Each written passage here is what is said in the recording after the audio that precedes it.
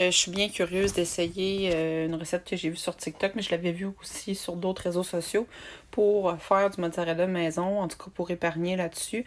Ça permet de sauver des sous. Je sais pas si la qualité, le goût, etc. Moi, j'appelle pas ça du vrai mozzarella, mais n'empêche que tout le monde peut le faire à la maison, fait que je trouvais ça bien pratique. Fait que dans la recette, ça disait qu'il fallait 200 grammes de fécule de maïs, 200 grammes de beurre, 1 litre de lait. Ça peut être du 2%, 1%, 3,25, c'est à votre choix. Puis 200 grammes de mozzarella, tout simplement, dans une poêle qu'on va faire cuire, faire fondre, étape par étape. Fait que je vais l'essayer avec vous, puis je vais vous donner mes commentaires. Demain, il va être refroidi, je vais pouvoir y goûter et vous le montrer. Pour ceux qui n'auraient pas de balance, ça équivaut à peu près à une tasse et demie de fécule de maïs. On le met dans la chaudronne, le feu n'est même pas ouvert encore. Et là, je vais aller préparer mon lait et mon beurre. Pour ma part, je vais prendre un moule à pain. Un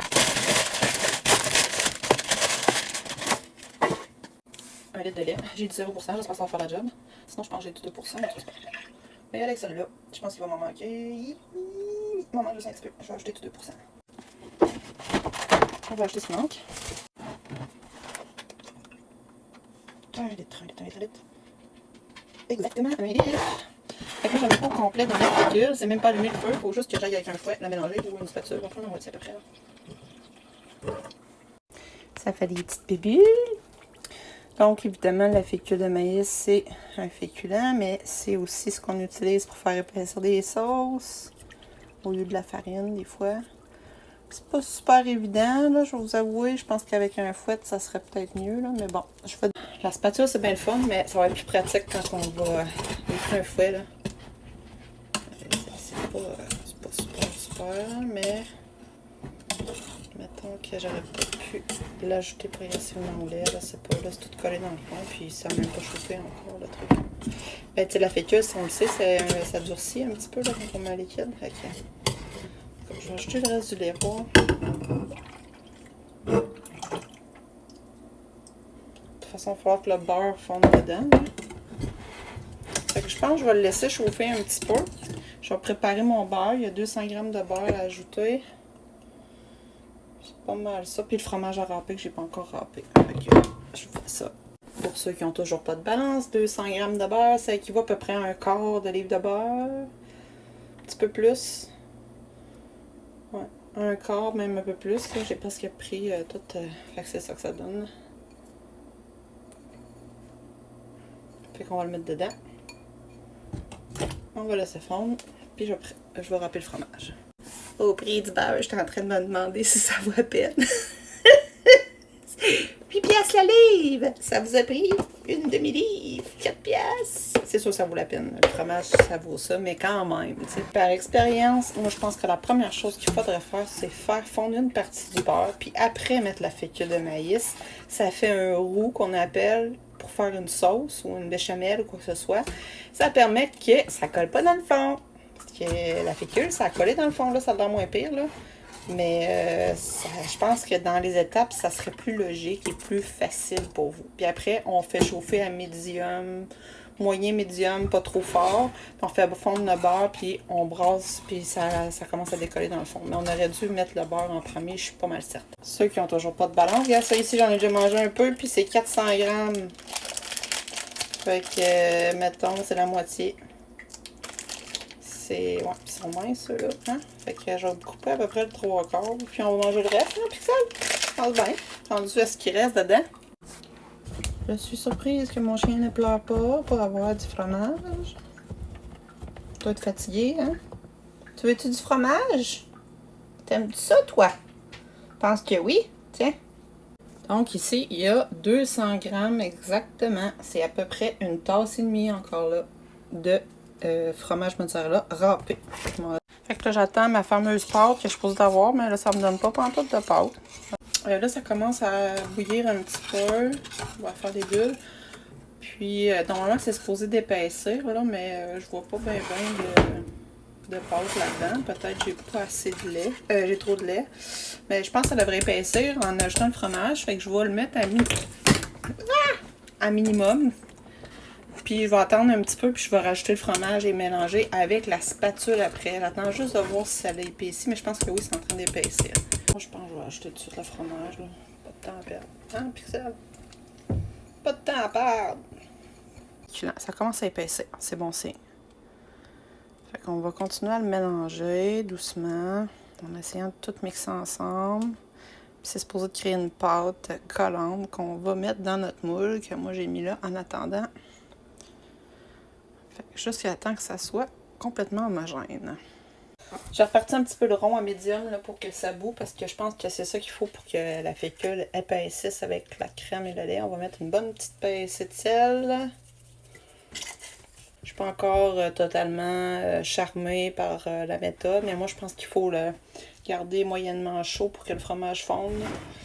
Puis que le féculent, la fécule épaississe avec le gras. Parce qu'il faut qu'elle boue un petit peu. C'est un petit peu plus épais, mais c'est pas comme on voit dans la vidéo. Non, non, non, non. Ah, on continue de brasser. Ça épaissit, les amis. Ça épaissit. Alors, fait qu'on brasse vigoureusement. Puis on voit que ça veut coller, fait qu'on va fermer le feu. C'était ça le truc. Il fallait que ça chauffe. Soit que le lait soit bouilli, ou là, il faudrait pas que ça brûle dans le fond non plus. Là. Fait que ça a l'air à bien se mélanger. Là. Vous voyez, un petit peu moins de... Mon but, c'est pas qu'il y ait des grumeaux. Là. Mais je veux pas que ça colle dans le fond non plus. Fait que bien gratter au fond. Puis ça devrait, jusqu'à temps que ce soit homogène. Après, on le vide dans le moule. On le met au frigo toute la nuit ou une couple d'heures. Puis on se revoit demain matin. Fait que voici ce que ça donne. J'ai un petit peu donné des coups pour enlever les bulles.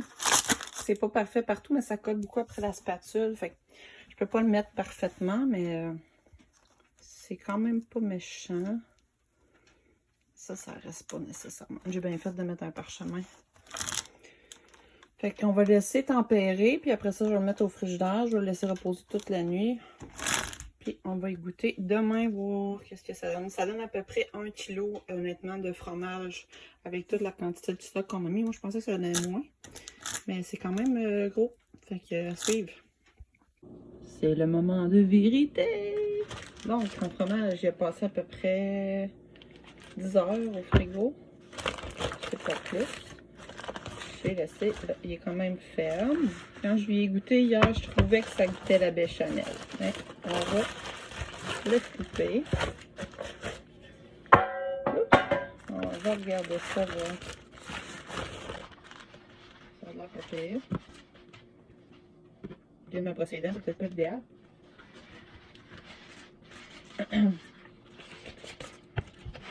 Ok. Comme je disais, on a à peu près 1 kg. Non, excusez.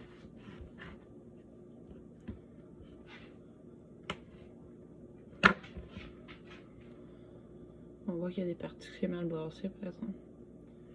Et...